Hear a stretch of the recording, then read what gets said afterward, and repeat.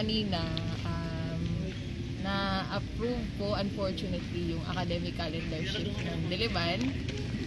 Na-defer po yung approval ng Code of Student Conduct at na-reaffirm yung decision ng board na i-uphold yung renaming ng College of Business Administration to the Virata School of Business. On behalf of all the sectors, hindi lamang ng estudyante, pero syempre tinatanaw din natin yung epekto nito sa mamamayang Pilipino. Nagagalit po ako, nadidisappoint po ako sa pagtingin ng majority ng board members na ganun-ganun lang yung pag-approve ng policy, no? At syempre yung ina-approve din nila na policy, nakikita naman po natin na wala namang benefits yung yung ating mga sectors.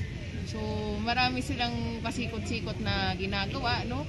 Yung patulad dun sa approval ng academic calendar shift, buti pa yun na-approve, no? On a very short span of time. Pero yung Code of Student Conduct na gustong maipasana ng mga estudyante, pinapa-defer pa nila. So nakikita natin kung gusto nila may gagawan nila ng paraan, pero kung hindi, i-delay nila yan. So sino ba talaga ang nire-represent ng Board of Defense? At kaninong interest ba yung sinusunod nila? Para ba to sa basic sectors? Para ba to sa majority ng mamamayang Pilipino in general, o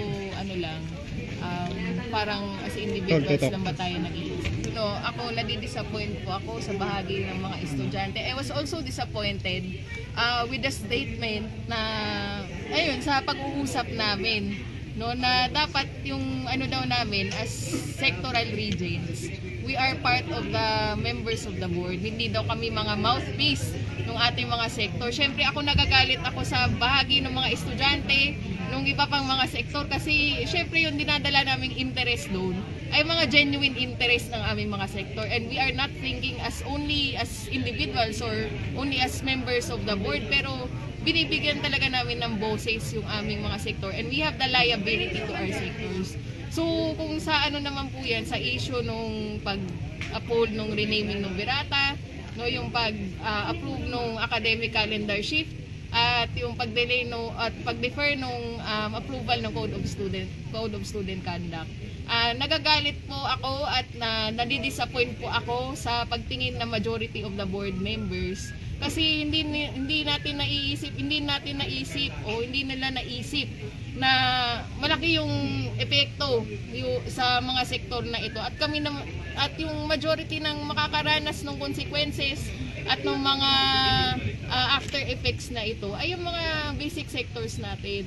Sana lang man, no, they took that in account, at sana na-realize nila na sila hindi naman sila yung makakaranas talaga ng real effects ng mga policy na ito, kundi yung mga nandito sa labas, kundi yung mga nagpro-protesta, kasi alam nila na legitimate yung dinadala natin dito, at tayo talaga maaapektuhan sa mga polisiyang ito. So nasaan yung pagkilala sa pagtingin ng major stakeholders ng university? Basta nangyari dun sa loob? Paano yung naging botohan ninyo? Tungkol saan? Yung dun sa academic. Di parang yung yung process nung pag-discuss, diniscuss yung justification na binigay ni Chancellor Michael Tan, at nakita na the UP Diliman campus will go on board with the academic calendar shift. Tapos syempre sa bahagi namin ng staff visit, bilang mayroong mga legitimate issues at may legitimate concerns ang ating mga estudyante at ang ating mga kawani, syempre sinama ko na rin po yung ating faculty na tayo naman talaga yung makakaranas ng mga epekto, mga consequences. So unfortunately, Ma'am Rara and I were outnumbered during the academic. Pero